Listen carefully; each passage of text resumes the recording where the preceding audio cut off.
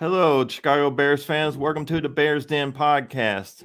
I am Todd. I am Chicago Clarence, and I got a super fan with us, the Invisible Bear. So, guys, you do not.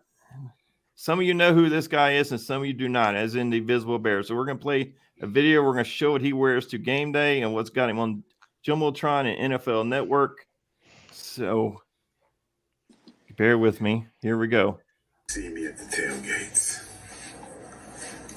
Some of you see me at the games.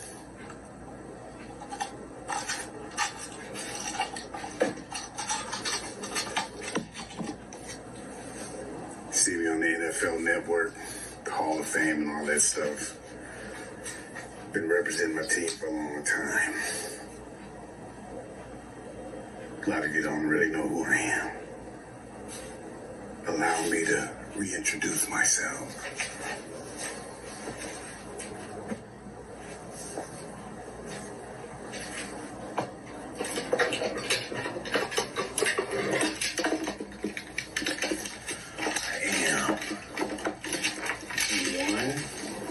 The only invincible Bear fan. Coming soon. A Jumbotron near you.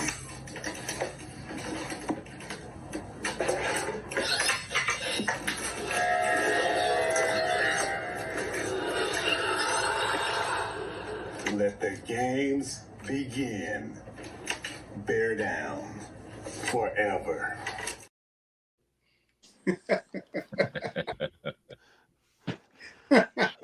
Gotta love it. Yes. So let me ask you real quick, Invisible Bear fan, how did you come up with that I don't know, superhero persona for the Bears? Well, my favorite. Well, first of all, the word invincible is my favorite word in the English language. Can you guys hear me? Yes. Okay, good. And it basically means no peer or no equal, right? And I have a barbecue business called Invincible Chef Barbecue. And I got that from going like a few years and never having lost in competition. And so I started actually moving to sell the stuff. So I've been running my business since like 2010. I started in Japan. But I've been a Bear fan since like 77, and I rode all the highs and the lows and everything else. But I was in the military for so long, I couldn't actually go to a physical game. I just watched it and suffered from a distance. So when I retired from the Marines, I got to where I could actually go to the games. And I was real passionate at the games. And I saw a lot of people were just kind of sitting there, just kind of watching and socializing. And I'm one of the people that's jumping and screaming for the whole 60 minutes or whatever. So I had my one of those foam bear heads that I will put on top of my baseball hat and wear that at every game, and a fat chain that had lights on it. And I would wear that, and I start adding things that I was wearing, and people really dug that, and they thought that was like a costume or whatever, but that was just a projection of my attitude, And so I went to this costume store, and I found this Infinity Gauntlet right here. But it was the Stark Infinity Gauntlet, and it was red. And so my cousin was like, man, I was wearing it to the games just like it was. And people just were going crazy over it. And my cousin was like, you know what? You should paint that Bears colors. And I was like, you know what? So I did. And so when I got that going, people were tripping off that with the Infinity Stones. And I was in the end zone against the game against the Texans or whatever. And I'm boogieing down, and this little boy wanted to see it. I showed it to him. And then the camera zoomed in when he gave it back to me. And it was like, look at that guy. Well, I've been at the tailgate with a bunch of people earlier, and they remembered me with this and the chains, and the camera zoomed in directly on me. So I warmed my Dougie up and got to dancing, and it was a TV timeout, so it stayed on me for the entire song that was playing. And after that, it just blew up. I'm walking out of the crowd of humanity, going back, leaving Soldier Field, and all these people, social media invites and all that stuff like that. And so I showed up for a game one day. I didn't have the gauntlet, and people were like, "What the heck, man? Where's your stuff?" And so after that, it was a done deal. And then my partner, Cat Daddy, from the fan of the Carolina Panthers, made this for me, which is my chess piece. that I was advertising for him, in the video on TikTok. He made this for me. It's real sturdy and everything because I designed it and he put it together for me. I broke an old Thanos glove, took the stones out of that, and so this would go with that glove and the rest of the stuff I wear for the games. And so I go to like 5-6 games a year if I can manage it, and I cut up in the end zone, in the end zone or wherever I'm sitting, and represent. Well, thank you for being on our show and thank you for your service. So, with that being said, let's get down to the meat of our show, guys. Todd, I'll start with you. We are 4-4. How did we get here? 2 weeks ago, I would have never guessed we'd gotten to the point where we are. Injuries initially, I guess, was a problem. Brisker, and then it turned into all the offensive linemen, and who were never great to start with, and inability to establish the run. Some weeks we can, and some weeks we can't. I guess it's who we're going against more than anything. But there doesn't seem to be a commitment to that a lot in the last couple of weeks. So I don't know. It just seems like we're getting out coached everywhere we go. Yeah, that's the theme of the year. Invisible Bear fan, how do we get to 4-4? How do we wind up here? I believe we got here because we're playing out of order. The Bears have always been featuring good defense and a power running game. When we're strong, I think that they're starting it out of order. And by that, I mean, you don't have to bench Swift because he's an asset. He has a little power in this game, but he can hit the home run. They need to put Rojo in there to soften up these defenses and then go to that off tackle and the wide zone and all of that stuff, because you're starting off with these runs from the shotgun and then these little strange little passing plays, and it's not going when you're not warmed up in the game. It's not working. And then some of the play calling at crucial times has been absolutely questionable. I'm sorry. Yes. Running the ball to Kramer or whatever it does when you got Rojo back there who's scored the ball, scored pretty much 100% of the times he's carried the ball inside of the 5.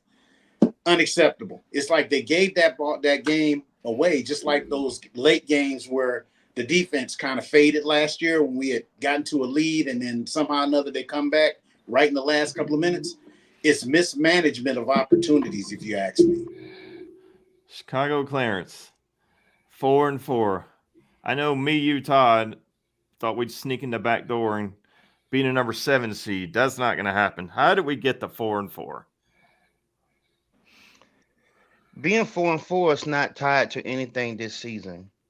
This season is just an ongoing play of what we have been doing and what we have not been doing. We got here 2 years ago when we hired Eberflus instead of hiring an offensive coach, because we brought him in and he was supposed to able to decipher Justin Fields. That in itself was a mistake. He's a defensive minded coach. He then turns around and brings in a guy in Luke Getsy as a offensive coordinator, and it was his first time being an offensive coordinator. He had never called plays before. So how in God's name are you going to make a decision on a guy being your franchise quarterback or not, and you got a defensive head coach who had never been a head coach before, and you got an offensive coordinator who had never been an offensive coordinator before? So that in itself is a problem. You then truck Justin Fields out of town. You get all this capital. You get the ball once again, thanks to Lovie Smith. And we get the number 1 pick, and we bring Caleb Williams in here. And it's the same old thing. You cannot have a quarterback if he doesn't have an offensive line. That in itself is a problem. Me, you, and Todd sat up there and we was watching the draft. Yeah. We were screaming this. And so, guys, we are 4-4 right now in a nutshell because our head coach does not know what he's doing. It's over his head. And when we can sit on this show and we can discuss how players are having to go to to hold people accountable for doing their job or not doing their job. I don't care about the Washington game. The Washington game is just a small tidbit of the problem we got in the Chicago Bears organization. And it starts with ownership, not Ryan Poles, ownership. It's their mindset because they're counting money. The Bears is how they survive. They have no other businesses. The Bears is their income. And whether the Bears win or lose, they count money. There are people on the board who want to sell this team.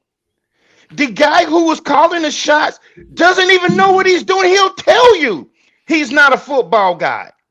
So this is who we have running our franchise. So that's the reason why we 4-4. And if it seems like I'm mad, damn it, I am mad. Yes. Because Yes. I had to sit up there and watch this team perform Sunday. And it was an embarrassment to the Chicago Bear fans at the shit that they put on that field Sunday. The Arizona Cardinals is not as good as the Chicago Bears made them out to be. But they pushed us around up front. They ran the damn ball down our throat. And it was disgusting to watch that shit on Sunday. It made me physically sick. And I'm tired of it. Yeah. I am so tired of watching the Bears operate in this vacuum of hypocrisy and idiocy every freaking Sunday. That's how we got to being 4-4. And just for the record, Chicago Clarence has stormed out of the last 2 games. He left before the game was over. That's how angry he is. So, guys, Invincible Bear fan, I'll ask you, Ryan Poles, are his hands dirty in this whole thing? Like he's been a little bit, yeah, a little bit, I'd have to say, because, like I said, devoted, crazy, and deranged Bear fan here. You know, I'm sitting in my bear cave right now. Okay, you know what I'm saying? Right underneath my static shelf with the autographed Butkus and Ditka helmets and all that, and my Justin Fields portraits and everything. You know what I'm saying? I'm down like 4 flats in a dump truck. But I had hope with what he was doing because his rebuilding process is solid. But the error in judgment with the Eberflus situation, like Chicago Clarence said, is showing ripples. yes. And in my opinion, I think that while you were using that trade capital, okay, when you get those picks, because Justin Fields is 8-5 over his last 13 games. I mean, yeah, just being realistic about it, which is not bad. That's not horrible for a quote unquote starting quarterback. That includes him getting shipped off to Pittsburgh. And 4 of those 5 losses were because of defensive breakdowns by both teams when he had given them the lead in the 4th quarter. And so I lay that at the foot of leadership, coaching, and the general manager and everything else, because we could have gotten a good benefit in terms of drafting and trade value for offensive linemen to protect them. And then those toys that he gave to the rookie, I know that he could have done a great deal with them because DJ Moore had a career year with him with him being the only receiver. So all of the things that they castigated him for, Williams suffers from because it's that pressure up the middle from failing of the line. If you don't fortify the offensive line with all of the quarterbacks that have noteworthy careers, you know who their best friend is? The center. Yeah, the center is that quarterback of that line, and he has bookends at guard that are helpful to him. And then you have a good center, you know, that covers the blind side. But the whole point of that is they reinforce that line. The difference between us being a presence in the North and dominated by Green Bay is the fact that they invested in their trenches and drafted well over the years. And so they have Pro Bowl guys and all pro guys that have been beating up on our quarterbacks and or helping them run the ball down our throats and pass on us. And we've been having guys that couldn't withstand them or get to their quarterback. And that's the difference. Right. It could have flipped the script. So yeah. If they had used that draft capital differently and they had trusted in this young man who I'll go to my grave saying Fields was a Chicago guy. He took the beatings, he worked hard, and he gave it all he had and didn't complain. But if they had put a solid line in front of him, because let us not forget 2022. He made Chicago must-watch TV, and we were 3-14. And there were games that we should have won, and he put the ball in people's hands, and they dropped touchdown passes, and so on and so forth. But they want to tack those losses that season onto his record like he lost them by himself. And I'm not shying saying that I was a fan of his, a devoted fan of his. But my thing is this: the organization failed. They didn't put the pieces in place after they had got through with their little tank and going to the rebuild. After you get all these picks, you fortify the most important positions next to the QB, which is that line. Don't go bargain basement on the line when you're getting all these defensive stars. And if they had done that, then they still could have nabbed, the receivers that they needed, and then they would have been in a good position. Yeah. So Chicago Clarence, I know what your answer already is, but is Ryan Poles' hands dirty in this? Absolutely. I mean, Yes, come I on. agree. He's the guy in the kitchen cooking the food. If the food comes out nasty, you're gonna blame the guy cooking the meal? Yes, his hands is dirty. I mean, come on. Listen, guys, this is not that hard. This is not that. Everything was lined up for us. You know what I'm saying? You guys get tired of me saying it, but damn it, I'm gonna keep saying it. We should have brought Harbaugh in here. He was the guy to fix this shit. Because Harbaugh knows that everything starts up front. Your quarterback needs a solid run game. Jim Harbaugh believes in running the football. We, for whatever reason, refuse to do that.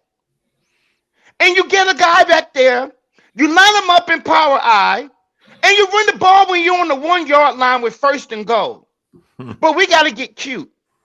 We got to make things harder than what we either running a stupid ass speed option to the left, to the short side of the field, or we want to bring in the damn backup center and hand him the ball off instead of bringing Roshan Johnson in there to pound the ball in. This is the kind of stupidity that we operate in. And guys, it's not just one, it's week after week after week after season after season. We've been watching this nonsense all the way back since Trestman, for God's sake. You look at this guy, Invincible Bear fan, with all his paraphernalia in his room. Todd, you got stuff. And in Chicago, these are some of the most loyal fans in the NFL. They travel. They love this team. But what does ownership and management give us? All we get is a bunch of empty promises. Because we were told this year was going to be different. It hasn't been. It's been the same old microcosm of stupidity every week. And you shovel in front of us and you ask us to swallow it. The Washington game was just enigmatic stuff of how we coach football. Because for God's sake, y'all, I'm a salesman by trade. And if I can look at this stuff and point out problems and situational football better than the guys who are being paid to do it. How in God's name do you allow a guy to trollop down the field, not pay attention to the snap, and then you tell him, oh, well, you're not going to start as punishment? What? And you wonder why you have lost your football team? Because that is a direct result of the shit we watched on Sunday. Yeah. You have lost this football team. And with everything that's going on, he comes out yesterday and he tells us his confidence in Shane Waldron remains high. How? You tell me how. Because he's doing a job worse than Luke Getsy did last year, and you fired him. So you tell me how. You tell me how your confidence remains high in him. Because I'm going to tell you right now, the confidence that the fans have in Eberflus is not high. It's low. It's very, very low. And now the stench is on Ryan Poles. And for us, we're not stupid. What is the forecast of this football team right now? We just got through going through the easy part of our damn schedule. It's about to get hard. So you tell me how we can expect to be able to beat Detroit twice. We got to play Minnesota twice. We got to play the team we never seem to be able to beat twice. Oh, no, by the way, we still got to play the San Francisco 49ers, whose best player is playing this week. They're getting healthier. So, this is why I'm so riled up. We deserve better than this. We deserve, and I get sick and tired of the head coach get a microphone in his face and he stands there and they ask him pointed questions and he gives stupid answers. And it makes no sense to me. So Todd, I already know your answer, but so Ryan Poles got dirty hands in this? I think a lot of he does. And Yeah, you know, he I'm a does. Poles defender, but this Ben Johnson leak, you know, that I mean that looks bad. I mean, I think that's a move you have to make. You know, the Harbaugh thing wasn't going to happen. Well, I mean, if Poles had any say in it, because he wouldn't be there anymore, right? I mean, he's going to bring in his own GM or control it all. So, and the money aspect, you know, we have to be cheap when it comes to coaches. But as far as the offensive line and the draft capital and all that, you know, we drafted 1, 9, and 75, and we didn't have a second round pick as Sweat, and I can live with that. So you know, Amagaji, as good as we were going to do, if it hadn't been 9 and if Rome hadn't have fallen that far, it's a no brainer that you had to take him, just with what the wide receivers make to get a rookie quarterback and a rookie potential number 1 receiver on both on rookie deals or that you control for 5 years because they're first round picks. You had to do that. There was a run of offensive linemen that started right after that. And really, Joe Alt was the guy, you know, coming into that we went, and he went 5. And we were never going to have a shot at him unless we traded back from 1. And Poles, if he hadn't taken Caleb, and then Caleb turns out to be a superstar, I don't care what else you did. If you got 5 all-pro offensive linemen, you're going to be the guy that didn't take that guy that was a superstar, right, or a potential Hall of Fame quarterback, whatever. And look, and I'm still on the Caleb train. So you know, I can defend him to a certain degree, but you know, the Ben Johnson thing in my mind hurts him quite a bit. That probably is a move we should have made. So our boy from CNG podcast, Gio Walker, asked us in a comment, do you guys think Ryan Poles has the power to fire Flus? I say, yeah. Why wouldn't he? I mean, it's Flus, Poles, or Cunningham, Poles, Warren, McCaskey's. McCaskey. Yeah, I would say why could he not fire him? That was his guy. Yeah. So I mean, I think correcting this mistake. I think you should force Ryan Poles to fire him. He hired him, and you should force him to fire him. I would. Yep. Right. I would assume he has the power, right, guys? Right. Yeah, Kevin Warren wanted him to fire Eberflus last year. Ryan Poles is the guy who decided to hang on to him. Yeah. So so now you got to lie in this bed, because guess what? He's our defensive coordinator. Yeah. You can't fire him now.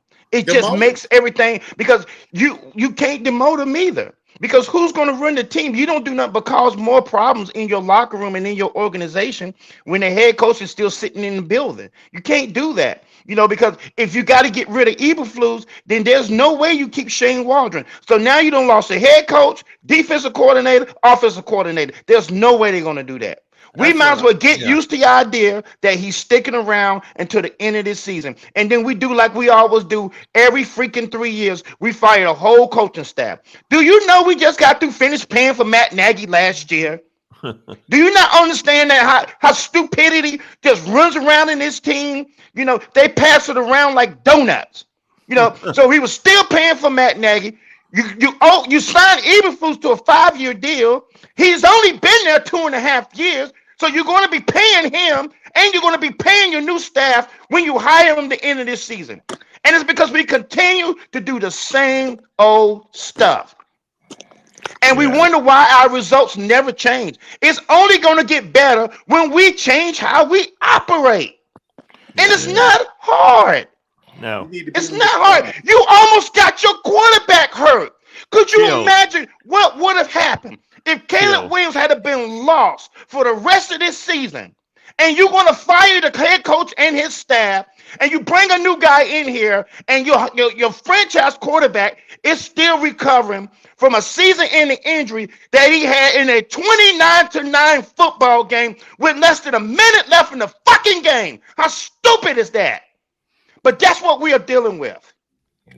Our boy G Walker agrees with it. He just says sickening, man. So, Invincible Bear, can we possibly turn this season around? Can this season be saved, or is this another lost season? Quick disclaimer. I believe 1-16 Bears team can go to the Super Bowl because it's still one game that they got to win after all. I'm not optimistic, but in reality, at 4-4, it feels like we're much worse than 4-4. Say again. It feels like we're much worse than 4-4. It doesn't even feel good. It does feel that way. It feels horrible right now.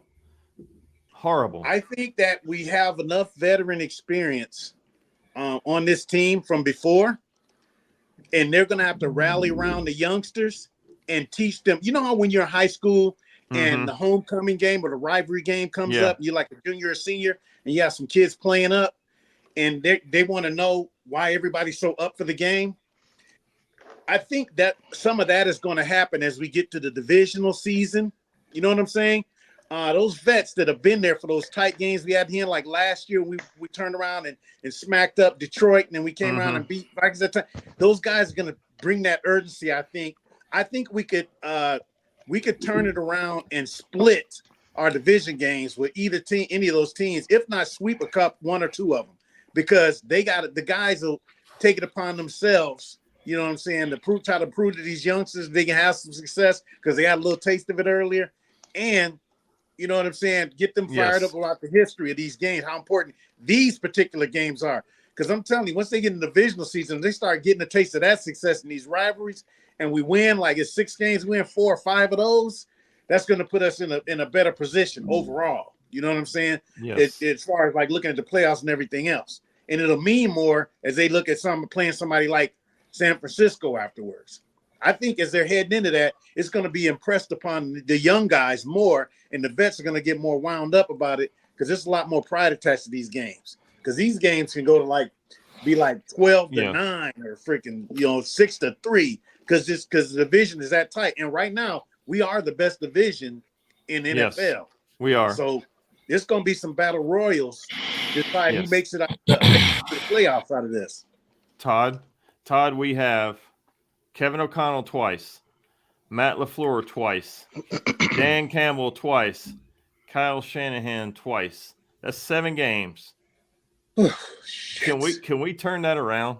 I mean, those are elite coaches. I would argue they all belong. I mean, you could put them in whatever order you think. They are definitely all top 10 in this league. Can we turn it around against? Because you know we're going to be severely outcoached, outmatched, schemed, out everything. Can we turn this season around? Well, the team I saw Sunday can't. I mean, the team I saw Sunday can't beat the Patriots at home. I mean, they were terrible. They were terrible. Now, I think we probably, just on a talent basis alone, beat the Patriots, and I think we can beat the Seahawks. Yeah. So that's at home. But if we ended up the season with 7 wins, I wouldn't be shocked. Yeah. So I mean, I see those two, and maybe we squeeze 1 or 2 of the others. Maybe we split with Minnesota, and maybe we split with Detroit. But I don't see us splitting with Detroit. They look like the best team. Well, maybe we split with Green Bay then. I mean, they look like the best team in football outside of Kansas City. So Chicago Clarence, can we possibly, with what's remaining on the schedule, can we possibly turn this season around? We were more talented than the Indianapolis Colts. Yeah. Don't remind me of that. We were more talented than the Washington Commanders. We were more talented than the Arizona Cardinals, who manhandled us. We got injuries on the offensive line. We got depth problems. We got injuries on our defensive line. One of our best players is probably lost for the rest of the season. Oh, by the way, our best secondary player is still in concussion protocol. He ain't played in a couple of games. We got issues in the locker room with players walking off the field during plays. He's lost the locker room. So we still got to play the hardest part of our schedule. Yes. What about this team makes you even believe we can win another game? Maybe New England. I mean, that's a fair question. Yeah. What about this team makes you have any hope They can even turn around. Eberflus knows he's a dead man walking. The wheels have come off the bus, y'all. Yeah. We are going nowhere. So I have no hope. If for some reason we even beat Detroit or Minnesota once, it would shock me. Don't even talk to me about Green Bay. We ain't beat that team since my teenage girls have been in diapers. We ain't beating them. You know why? Because they are superiorly coached than we are. They are way. Eberflus cannot carry his jockstrap. You know what I'm saying? So we don't even need to talk about Green Bay. No. And then when you start looking at the way Minnesota's playing, when you start looking at the way Detroit, I mean, Kansas City is undefeated, but Detroit looks scary to me. Yeah. And then they go out there and they make a move and get Yeah. another pass rusher. Their offense is clicking on all cylinders. How are we going to slow them down? We're Yeah. not. Playing the way that we're playing with the Well, injuries we have. their two running backs will just run And I'm over. I not. mean, we couldn't I stop the knew. run for anything the other I day. gotta say, I knew we was gonna live the regret letting Monty go. I knew we was gonna live the regret. That was Chicago Clarence's boy. He loved Monty. I like Monty too. I don't. And this is Yeah. I think I might be. People might say this is disrespectful, but I've seen some plays when he was wearing the orange and blue. The way he fights, Yes. the way he blocks, where he blocked for Justin and picking up the blitz, and the way he fights and breaks out of those. I saw some sweetness in that boy. Yeah. Yeah. We all like Monty. None of us want to see him go. We all. I mean, whatever. I guess it's water under the bridge. No, I know, but I'm just saying that No, I wouldn't. because he ain't fell off none. And we couldn't talk about the money. He would have been cheaper than Swift. But Well, yeah, I mean, one season you can't pay a running back because that's stupid, and then the next season, the first player signed, not by the Bears, the first player signed in free agency was Swift, and I don't have a problem with Swift, but you paid him $4 million more than you would have had to pay Monty. I don't know. It doesn't make sense. I mean, let's be honest. Let's be honest. David Montgomery was tired of the way things was happening in Chicago. he was. He pretty much said it. And I'm gonna tell you why. We offered him basically the same contract Detroit did. He wanted to be in a better situation because it was a clown show here. He got out of here. Matt Nagy, the way Matt Nagy done things. I mean, just look at the decision.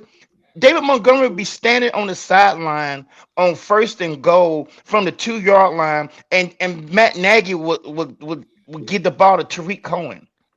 Mm-hmm. He got tired of that stuff. He wasn't sticking around here for that.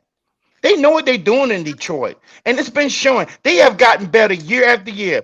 Detroit was the world champions of mediocrity for decades. For decades. Their owner is a woman, for God's sake. She goes out there and she hires people. But let me just tell you, she goes out there and she hires people because she knows nothing about football. So she hires people who does, and she gets out of the way. Our owner is a woman. That wrong though. Our owner is a woman. She puts her sons in charge. Neither one of them was in the family business. They didn't know what they was doing. But for decades, they have refused to hire people who knew what they were doing and get out the way. We had a long time president of football operations who never played, never coached, knew nothing about it. And we wonder why. I mean, we were lucky to have the 85 Bears. We were lucky. We didn't do nothing to deserve that team. We've been living off of them for years.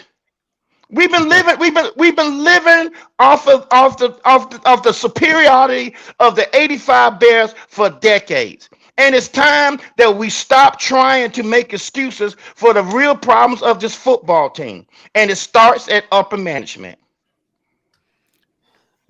So, guys, so what do we think of Khalil Herbert get traded today?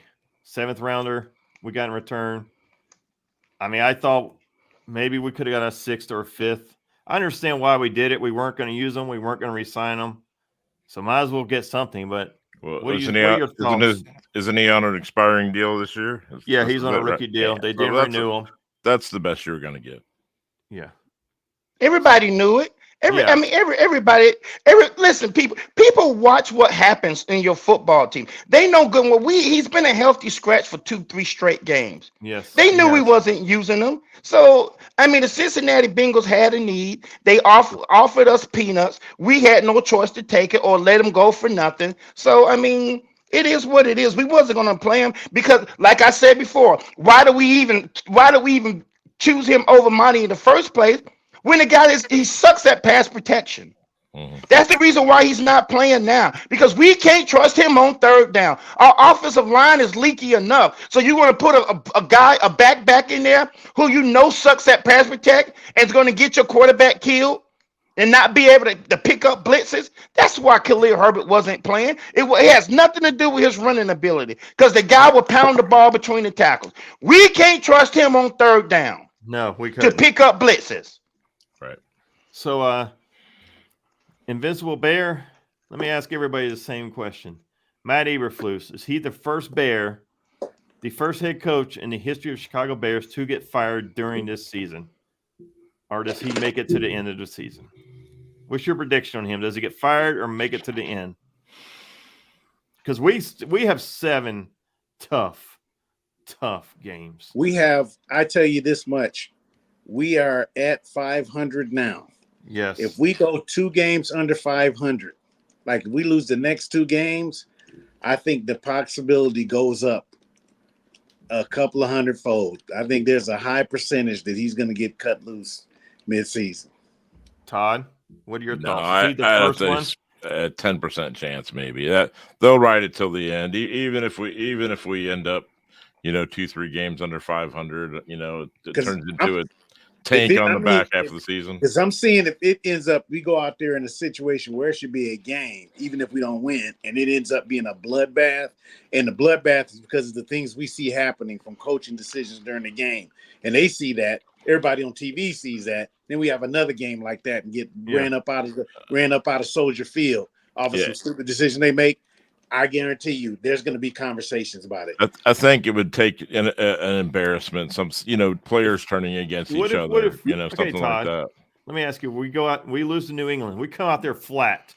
We go out there and we lay another 30-10 egg. We just look flat. We don't care. Would that push Kevin Warren or Ryan Poles over the edge to fire him? I think Kevin Warren would be in favor of it. Yeah, I mean, if you see, a guy like Komet who's publicly come out and said things, who didn't get a target. Zero. I mean, that's insane. You see some activity on the sidelines with the players and the coaches, or player on player. Getting each other's. Maybe if the team publicly becomes embarrassed, but if we just play bad. Nah, he'll make it through the end of the year if we just play bad. Chicago, Clarence, what's your predictions? Matt Eberflus is going to be the first head coach fired during the season. As I told y'all 10 minutes ago, there's no way they can do that. No. Because the only coach that's hated more than Eberflus is Shane Waldron. So there is no scenario that I can see where they will fire Eberflus and keep Shane Waldron. Because once you fire Eberflus, you fire your defensive coordinator. Eric Washington only goes over the film. He doesn't call plays. He doesn't call defenses. He only runs the meetings. Eberflus does all of that. So if you fire him, you fire your defensive coordinator, and then there will be a revolt if Shane Waldron is still in the building. So that's never going to happen. So Chicago, let me ask you the same question I did, Todd. We go to New England. Our team looks like they don't give a shit, like we just saw. Yeah. Where do you go then? Don't you have to fire him if we look like we just do not care?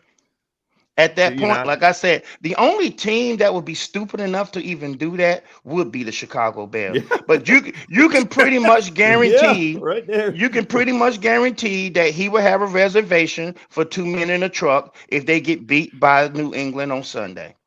He knows it. It won't even matter what happens the rest of the year. He will have to win the Super Bowl if he loses to New England to keep his job.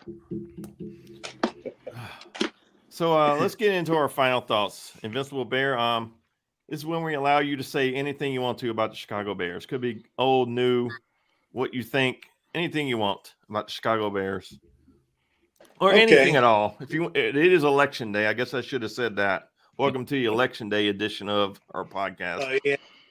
Uh, I just hope, well, one on the election tip, I hope everybody's able to exercise their right to vote safely and not be interfered with.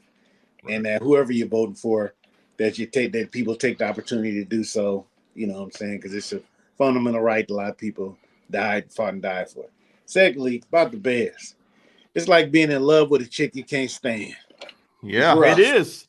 It's a Mhm. marriage you can't get out of. You can't get a divorce But from. thank you. It's a Oh shit, my covenant wife marriage. is not here. Oh, she don't watch this show. But I'm always optimistic going into the game, and as I watch it deteriorate, I go to that place that we all go to because we had the hope for just a little bit. But it's such an integral part of my life when the season comes that I always, chuck it off and start over happy again. And I do that every week of the season until it's over, and we got to get ready for the next one. So, I mean, it's a privilege to be able to do it, though. I say that much. And Yes. I'm really happy that you guys reached out to me. It's a privilege to be on your show. It's awesome. Your show is awesome. You guys are hilarious. And suffice it to try. say, I found somebody in Chicago clearance that's at least as passionate as I am about to be. This is nothing. He's not even getting warmed up. I don't want to tell And the same stories, but he's not even warmed up yet. Yeah, but I look forward to watching you guys' podcast. And you guys, Yeah. hey, if you ever want to have your boy on again, I'm down like 4 flats on the dump truck. But once again, it's your boy, the Invincible Bear fan. And then one of these days I catch y'all, I'll be in full regalia. But keep your eye on the Jumbotron, the Bears games. You probably see me. All right. And thank you for joining us, and thank you for your service. My final thoughts would be just what Invincible Bear fan said. Go out there and vote. I don't care who you vote for. Just go out there and exercise your rights to vote. That's why we live in this country, so we can vote for our next president. And you see behind me, these are from Casey. They were for Clarence. Casey loved to poke at Clarence, and this was also Casey's way of telling people to vote. As a reminder, if you don't vote, you can wind up with the people that you see up here: Tressman, Tucker, Conte. So please vote. Please. The people, yes, he did that to poke at Clarence. Trust me, it's an inside joke. But Casey, I told you I'd put these up on election day. So if you're watching or going to watch, you see them behind me. Todd, what are your final thoughts about the Chicago? Oh, guys, before I cut off, please like us, follow us, subscribe to us on Twitch, Twitter, YouTube, Facebook, TikTok, Instagram. And guys, this Sunday we will be at Max Speed Shop, 1 p.m., 8021 Concord Mills Boulevard. We watch all the Chicago Bears games there. So please, if you're in the Charlotte, North Carolina area, please feel free to join us at Max Speed Shop every Sunday for the 1 o'clock and 4 o'clock games. Todd, what are your final thoughts about our Bears? This season's been harder. I guess we haven't had. I mean, sitting with you, hanging out with Clarence since John Fox, we really haven't had much. Besides the 1 year under Nagy, much expectation to win, and you go into this year thinking, we're putting this together. We've got a GM. He's evaluating talent. We're looking good. It's hard to make the team now. We're not just scrounging trying to find anybody. And to be for them to be as unmotivated to do anything, the inability to stop the run. I've never in all these years thought about leaving a game early, but when fourth quarter rolled around the other night, I'm like, it's 4 o'clock game. It's already dark. Time change. I'm like, what am I doing sitting here? Yes. And I've never thought that before, and that's just So I'm trying to hang on, but I guess I'm going to throw it into the, hey, we're going to tank this and see if we can get a top 2 or 3 offensive linemen in this draft. I don't know. I don't want to start looking at tape on potential potential offensive lineman, defensive lineman, but that's probably what I'm going to start doing in a week or so, because I think we're writing this off, and that's driving me crazy. I think it's bad when your players start publicly talking about your coach. I think the writing's on the wall. Chicago, Clarence, take us home. What are your final thoughts? I'm angry, man. Yes, you are. I'm very angry. I'm disappointed because we waited 6 months Yes. for this season. I know. And maybe I should rewind that. We had got to the point to where we went through the Nagy days, and I had to convince you guys that losing was going to be beneficial because we Right. were going to fire Nagy. Then the following year, losing was going to be beneficial because we wanted a top draft pick. All of that set up to what this year was supposed to be, and it was supposed to be better. We shouldn't be having to go through what we're going through right now. There's no excuse. It's inexcusable. Don't talk to me about injuries. There are other teams out there that navigates injuries, Yes. and they find a way to not only win games but at least look competitive.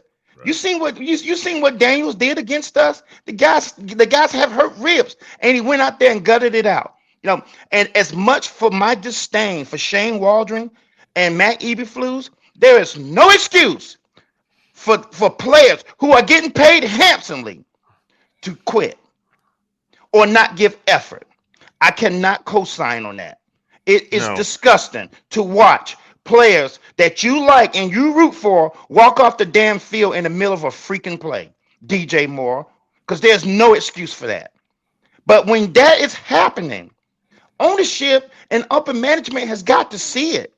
There's something fundamentally wrong with this football team. There is. And you can't put all the blame at Post because we all can agree there's talent on this team. Yeah, a lot of But talent. This is what we said was going to happen the moment you let Harbaugh go to the Chargers. We said it. Or the moment you decided to bring Eberflus back. Because the only reason why Eberflus has this job, because he proved to be an effective defensive coordinator. But that is not a head coach. There are differences. That's the reason why some of them are good at being defensive coordinators and they suck at being a head coach. Eberflus fits that mold. So once again, we are forced to rummage through another lost season. And what do we have to look forward to now? Because this team has proved to us that they do not have the ability to get it right. So I don't know where we go from here. We're 4-4. We play New England. We can beat them 50-0, and I will not feel any better than I do right now. No. It doesn't matter. Because it's going to take a few wins to wash the taste out of my mouth from that Washington game and damn sure about this Arizona football game. That was disgusting what we watched on Sunday. We deserve better than what we're getting. Yeah, I agree.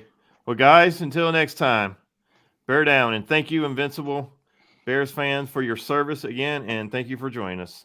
So Appreciate it. I'll be bear down, watching. guys. Thank you.